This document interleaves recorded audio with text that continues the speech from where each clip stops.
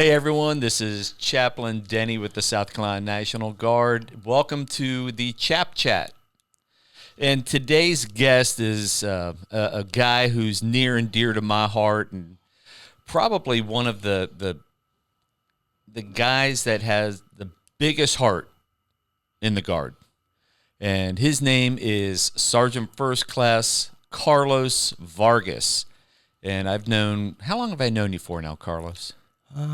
Probably 10 years. 10 years, yeah. Roughly. Yeah. And what I admire about you is, again, your heart.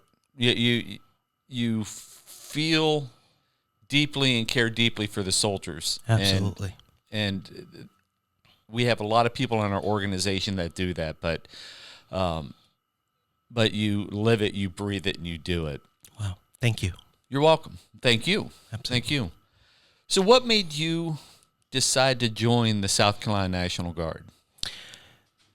So I wanted to become a citizen back in early 2000s. Military service was a way. Okay. I was born in Costa Rica, came here when I was 13 back in 1998, and I was blessed with a lot of great opportunities in school, graduating, my family, my sister, my brother, who was actually in the Guard. We were blessed with a lot of great things. So I said, well, let me do military service. And I guess I'll get a little degree in between. And so that's pretty much the driving factor. Okay. Because that made a fee of about $2,000+ go away. Oh, wow. Okay. Yeah, pretty substantial. Yeah. I get a little, get a part-time job and do it for 6 years and get what I want out of it. And that was the driving factor. Right. Absolutely. Right. And this part-time job has now turned into a full-time lifestyle. Yeah, that's right. Yeah. 19 years later. Wow. Yes, sir.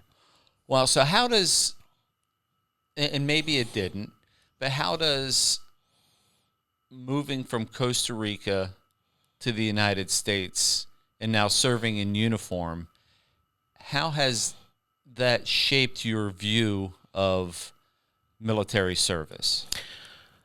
So when I was growing up, I think I was 8, 9 years old. I'll never forget it. It looked like a Black Hawk landed 5 minutes from my house.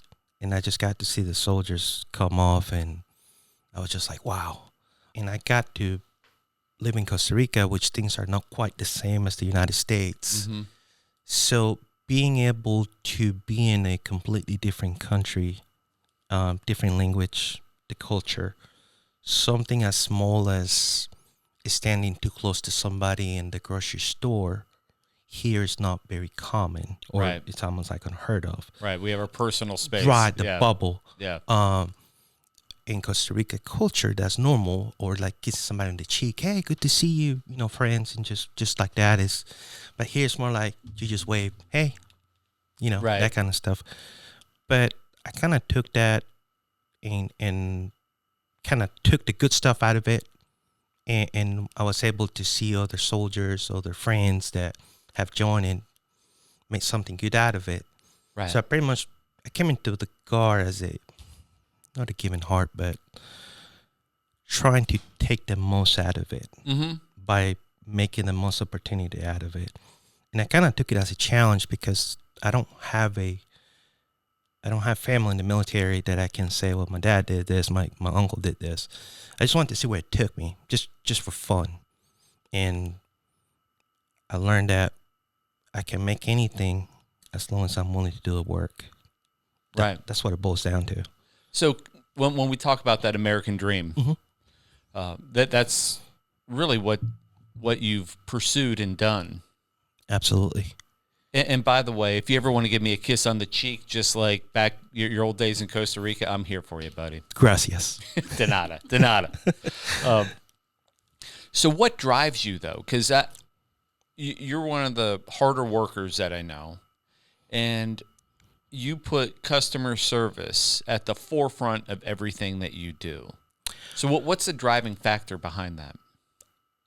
Long time ago, I used to work for Bank of America, and a manager told me once, you never really know what people are going through those doors. They could have the worst day of their life. They could have just got something bad happen to them. But that smile or that, hey, how are you, is going to make a difference. And I kind of took that to heart. I didn't see the value back then. This was 19-year-old me compared to 39-year-old me now. And I see what's the difference. For me, it's a pride thing, not to be the best, but I like the challenge. That somebody tells me, hey, I don't know if this can be done. So I like to listen in and just kind of go through different scenarios and either say, yeah, we can do that. That's easy. And just get it done. But us as my family, my girls, I don't tell them too much about what I do. I just want to be able to, my girls and my wife, to walk away from this knowing that her husband or their dad was really good at what he did. Mm-hmm. And to me, I take the reputation or the trust of people, I hold that dearly to my heart. Because somebody trusts me with something, whether it's personnel driven or life driven, that means the world to me. Right. I can't put a value on that. I'm not a chaplain assistant. I don't have a degree on psychology, anything like that. But if you trust me with something, I take that to heart. Yeah. Because to me, that means that you trust me with something, and it's up to me to either make the best of it and take care of it, or walk you through different routes or avenues, that kind of stuff. So to me, it's the trust factor. Yeah. I want people to trust me. And I also take pride in what I do. I want to make sure that I show up and I give 110%. Right. Yeah, and you do. And that trust, I get it, right? When someone comes into my office and they're having a bad day, they just need someone to talk to. Yes. For me, that's a sacred time. It's a very sacred opportunity because someone is trusting you enough Absolutely. to be able to come and share a problem, share a secret, share something that's weighing heavy on their heart. And by the way, you don't need to be a chaplain or a chaplain assistant to do You're that. right. You do that. Yes. And that's a very sacred moment. So Absolutely. For people to do that with you, that's amazing. That's Thank you. amazing. So you are AGR, and for those out there that may not know, AGR stands for Active Guard Reserve. Correct. And essentially they are National Guardsmen or women that are Title 10 or Title 32, but serve just as an active duty soldier would, but just in the Guard. Correct. And we have a full-time contingency of people, whether it's technician, contractor, or AGR, right, to support our M-Day force. And so Carlos is AGR. right. And AGR is a 24/7. That's right. You're expected to be on call 24/7. Absolutely. So how do you work through that work-life balance? That's got to be a difficult thing. I'll be honest with you, that's one of the hardest thing, because I'm such a nurse sometimes that I think of the problem, and sometimes I'm like, well, 5 more minutes. When I look at the clock, it's after 5, it's 5:10, 5:15. Or I'm at home and I'm like, oh, let me take my computer out. Oh, I know. This is it. This is how we can do it. So me,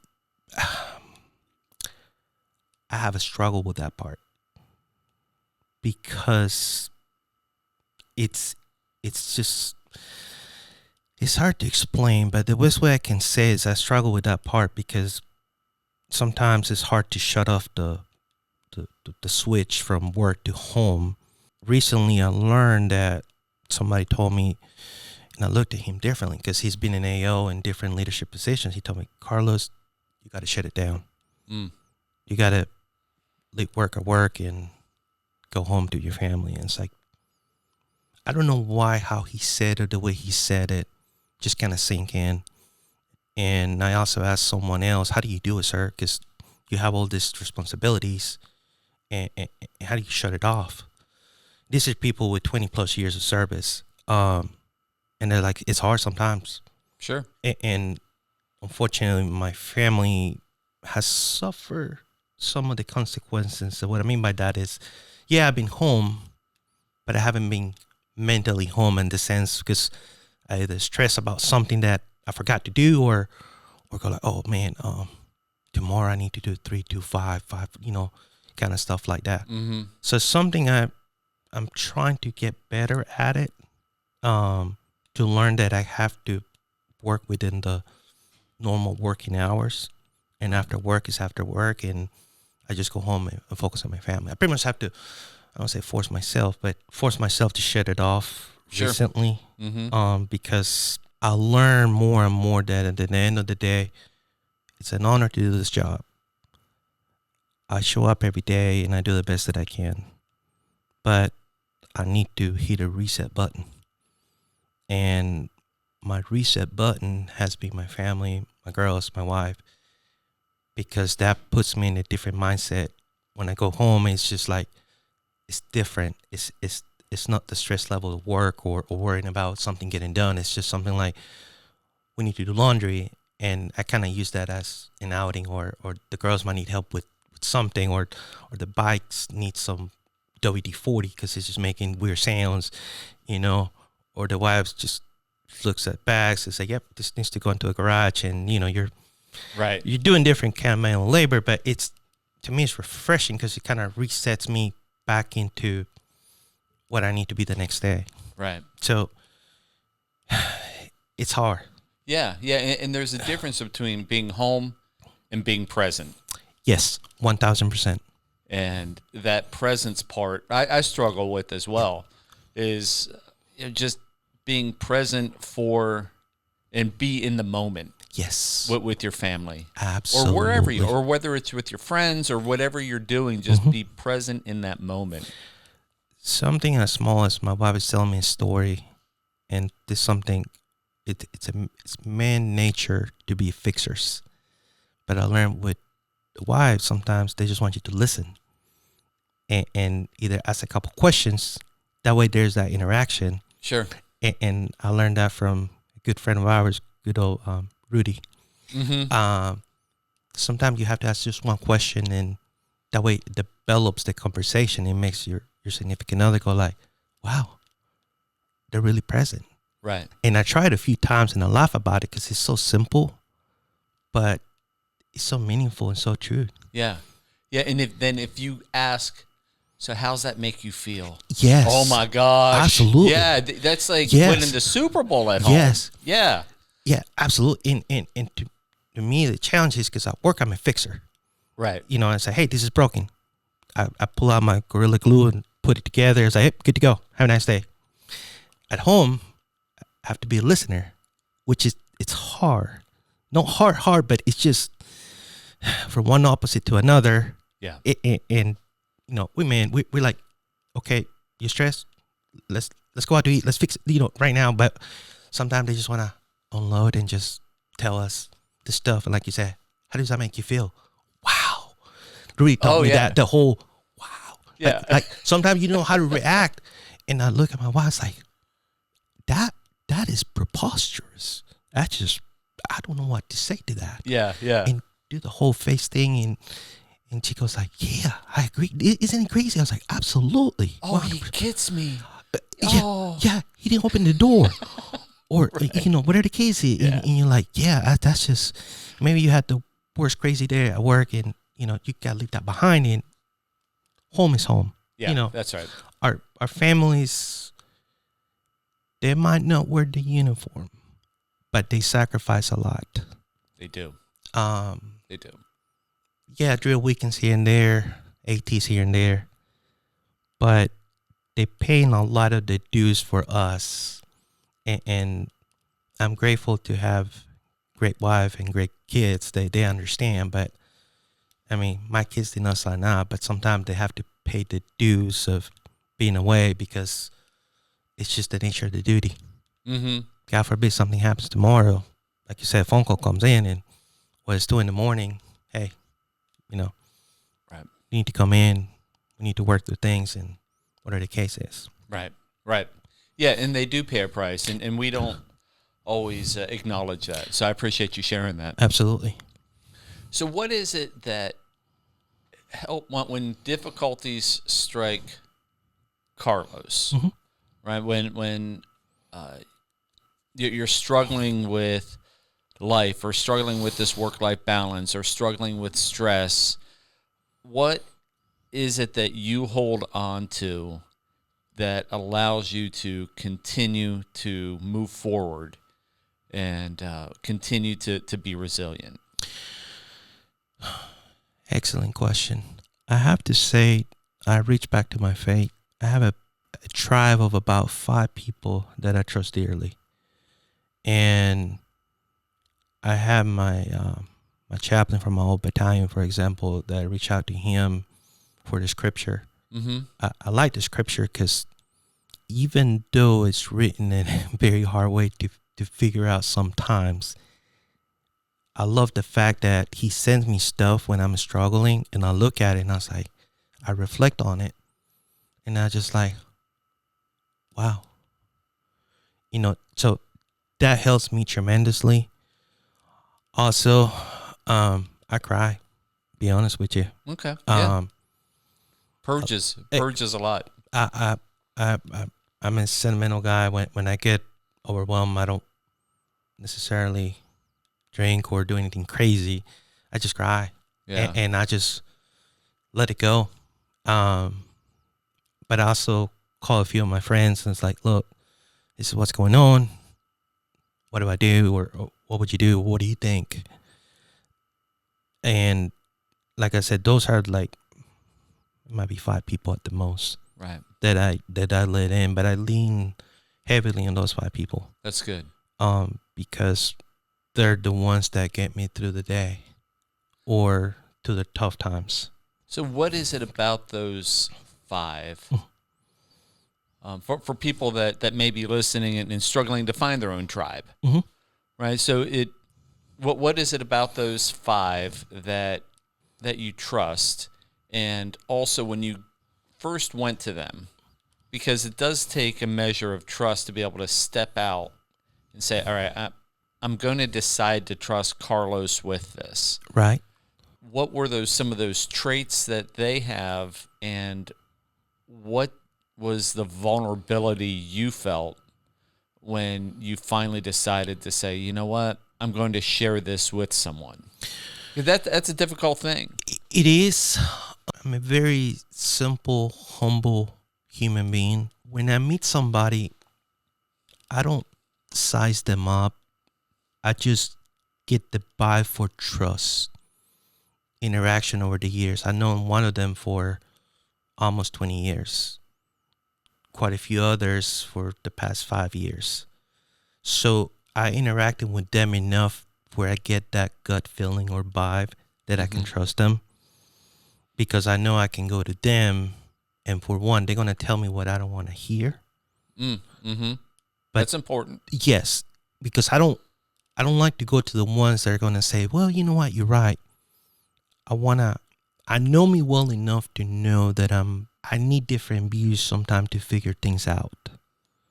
And those people like that are the ones I trust because they had life experiences, or they went through it on their own stuff, similar stuff to what I'm going through. And that way we can share stuff. And that way I know, okay, you know what? It's okay because they've been dealing with that stuff before. Mm-hmm. So to me, it's a trust thing.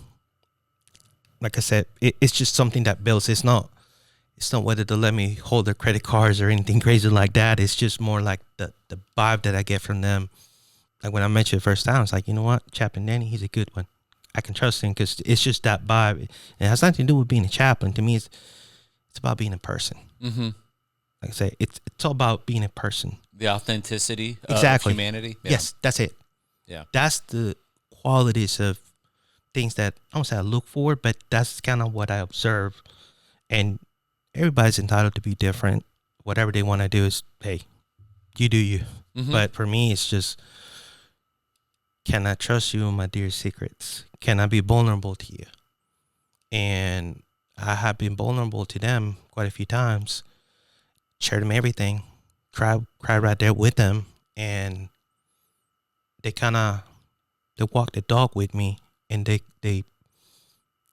kind of bring me back and point out the things I'm missing out. They tell me the hard truths I don't want to hear. But again, I go to them for those things. Sure. To keep me, so I don't let my emotions make a decision. Mm-hmm. To me, it's important to I try my best to make a sound decision based on the facts and kind of what's right for me or what feels right for me at the time. Right. Versus act out of anger that, oh, I'm really mad because X, Y, Z, Sure. So for those that may feel uncomfortable being uncomfortable, mm-hmm. So when it requires courage to take a step and to be able to trust someone. It does. And so there's a risk reward that, at least in my mind, that I always play out. Like, what's the risk in being vulnerable and talking to someone about an issue I have? So how do you regulate that? How do you decide that? And how did you finally step out to be able to share that with someone? So I will share kind of what led me down the path that I took. So I went to a military school about, I think it was 2021. And that was around the time that the Afghani refugees were in that base. And I deployed to Afghanistan, deployed to Iraq, and as soldiers, we don't have feelings. We just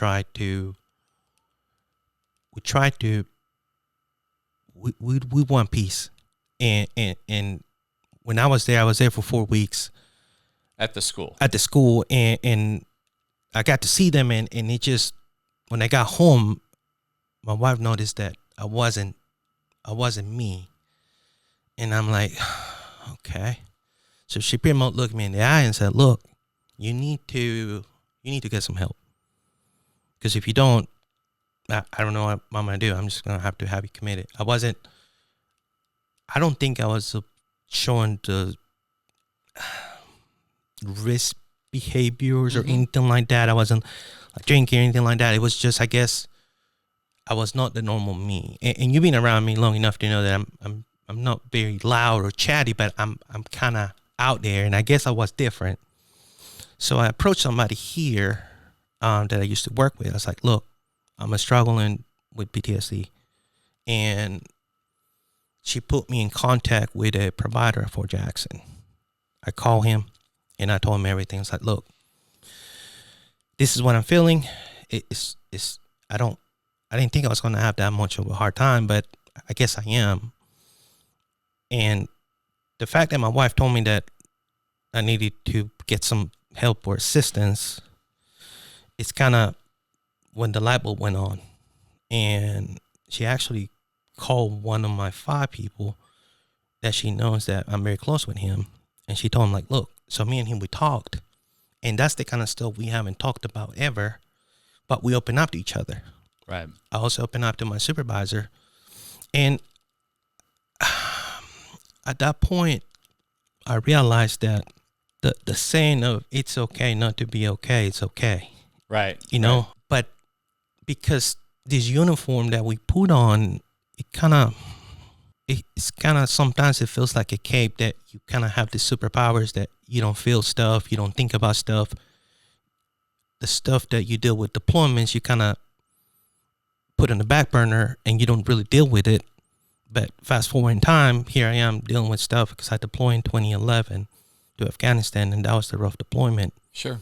And fast forward and seeing the Afghans there, it was a difficult time. But I realized that if somebody that loves me as much as my wife does tell me I need help, Yeah. So I went to a person that I trust dearly and it's like, look, this is what's going on. Mm-hmm. I need help. Good. And I got that, behavioral help assistance, and I was skeptical at first because I was like, man, I don't want to get medical out.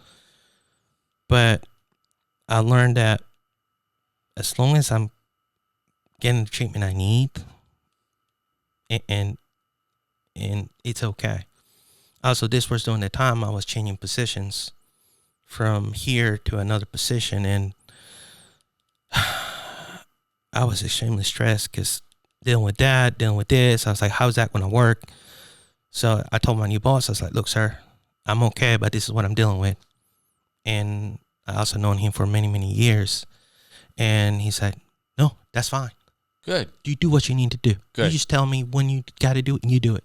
So getting therapy with some of the experts we have in the National Guard was tremendous because I was able to navigate through that stuff.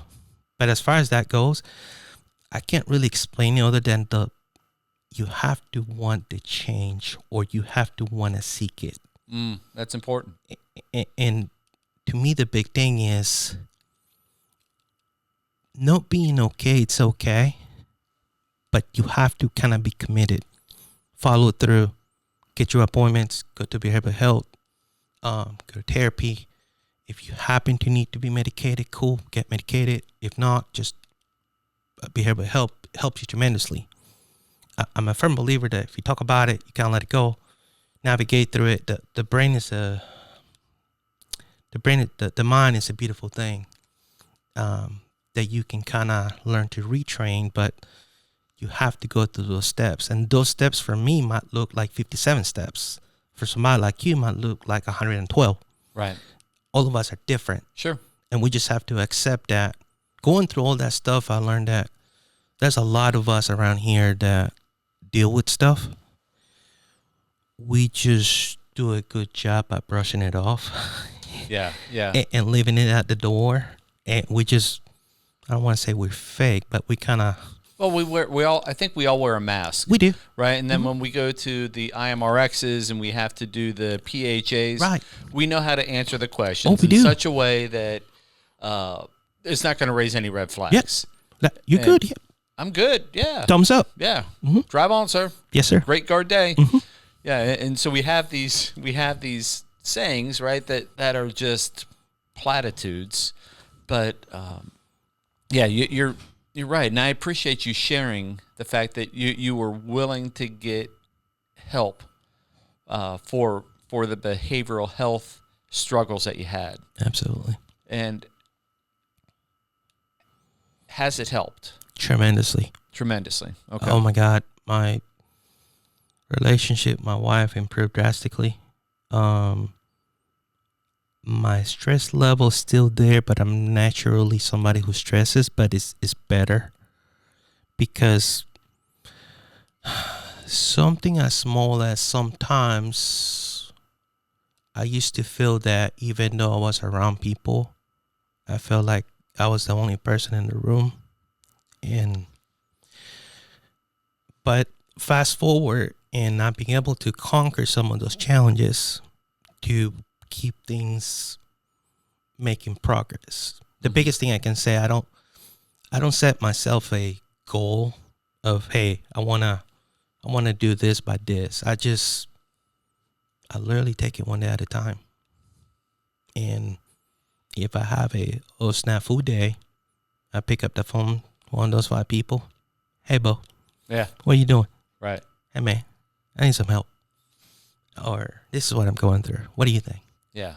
And they give me that feedback and it keeps me grounded. And I'm like, oh, Moza, And I still attend my behavioral health appointments. I kind of want to keep myself tuned up. Like, I don't want to let it get bad. So I want to make sure that I'm dealing with things as they come. Mm-hmm. And that way I can unload my challenges or my stress and with that during that session, and I can say, look, this is what's going on. So it's almost a car analogy, preventive maintenance. Yes. Do the preventive maintenance along the way so you don't have a catastrophic transmission failure. Absolutely. And 100%. Yeah. Yeah, because we all walk around with rucksacks or bags, backpacks. Some of our backpacks are 5 pounds. Some of our backpacks might be 1,000 pounds, depending on what day it is. We don't see that. But our facial expression, those around us notice that, wait a minute, that person is not the same that they used to be. And they'll end up eventually calling you and checking on you, which it happened to me. One of my good friends, he called me. He's like, "Hey, you're not the same. What's going on?" Yeah. And but I'm blessed to have those people that really know me, that say, "Wait a minute, you're not. This is not right. What's going on?" And again, it's that trust that I had with that person. I'm like, "Yeah, this is what's going on." Boop, share them everything. They're like, "Wow," and they just know what to say to make you feel better. And to me, that's just, you can't put a price on that. And sometimes it's really not what they say. It's just that availability to have someone to be able to, Yes, that pressure cooker that you may be having, just to open that vent up a little bit to let some of that steam out. And they may not say anything, but yet they've said so much just by asking the question.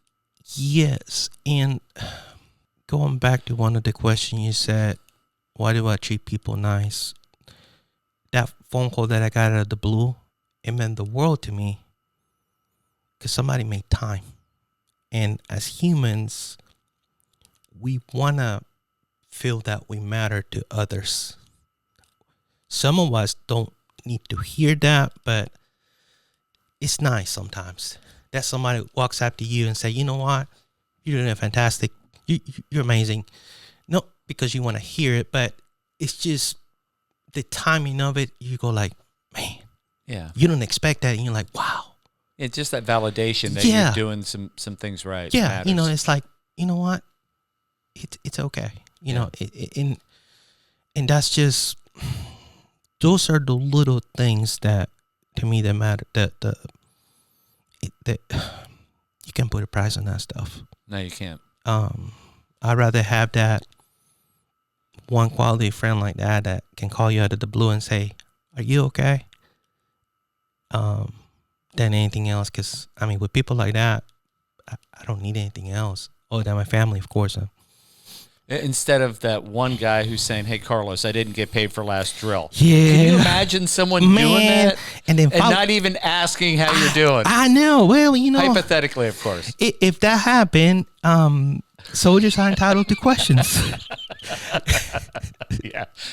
Yeah, I felt bad. I'm like, I know. I'm like, Carlos, I'm coming to you with a problem, but I didn't even say, "Hey, are you okay?" Hey, it's I'm glad I was there to make it right, and because I was like, oh snap! Of all the people I messed up pay, I almost messed up the tax pay, but kind of have to. Yeah. Ooh.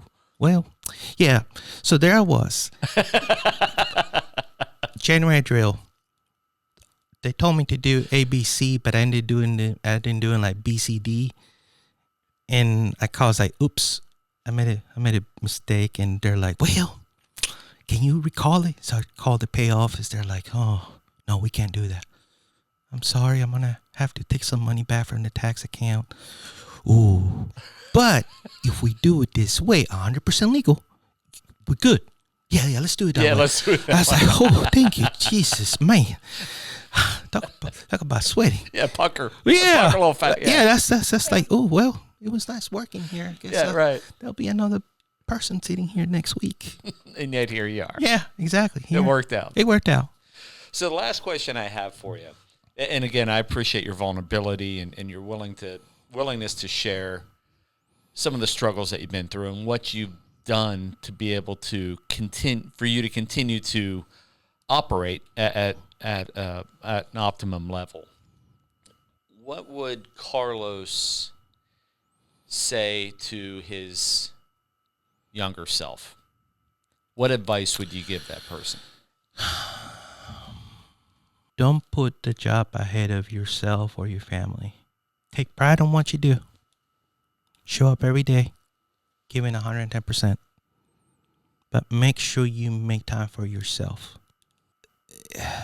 Something as small as just going to Target by the laundry section just because it smells good. I don't know. Something along those ways, because you don't see the value of it, but your brain cannot always be go, go, go. Mm-hmm.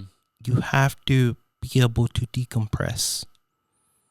I also will tell myself, don't let the feelings or problems compound over time, where, as you said it earlier, the pressure cooker goes off, and it's like danger close, like, oh snap, you know what I mean? I will say, and as guys, it's kind of hard to talk about feelings sometimes, because it's almost like we have to be a certain way, but it's okay to open up, because you'll be surprised how many people had the same feelings or are struggling with the exact same thing, or they figure something out that way. You get better. But that's pretty much what I would tell myself. Okay. Like, focus on yourself, whatever makes you happy. Yeah. Like, just take your me time. I love the job. I'm proud to wear the uniform, but the job will be here way after we're gone. Right. Army goes rolling along. Army goes rolling along. Yeah. Exactly. And a lot of us show up here because the check is nice and just the benefits and whatever the case is. The Army will be here regardless whether we're still here. Mm-hmm. But guess what? Our family, our loved ones, hopefully they're there standing in our house when we go home, when we hang this uniform up. Mm-hmm. And the idea is not to sacrifice them because of your job. Right. Now, if you have to get mobilized, that's a whole different thing. It is. You know, but make sure you make your family. Don't neglect your family. That'll be the other thing. Just, and like my kids, or just most families, most wives don't really, or like at least my wife don't want really nothing like expensive vacation. It's just something as small as, I don't know, let's go to the backyard and play. Let's go to a park. You know, something that build the memories where you have that quality time with the kids, or get them a slushie. Right. You know, something about a slushie or ice cream. It's just little things like that. Absolutely. So that would be the biggest thing. Just find that fine balance earlier in the career versus later. Gotcha. That pays dividends. That's great. Absolutely. That's great. My friend, well, thank you so much for being here with Chap Chat, and I look forward to going to Target and seeing a bunch of people just walking through the laundry aisle. Section? I'm telling you. And the managers are going to be like, what the heck is going on? We got a bunch of people just sniffing the fabric softener. See? We used to eat Tide Pods, but Yep. now people are just sniffing the fabrics. It smells good. It's just so soothing. But I joke, but because I love you. I love you. And I appreciate everything you've done. And thank you for your vulnerability and transparency and for joining us today. Thank you for having me. Appreciate it. You make the difference, Carlos. I appreciate you. Thank you, Chaplain.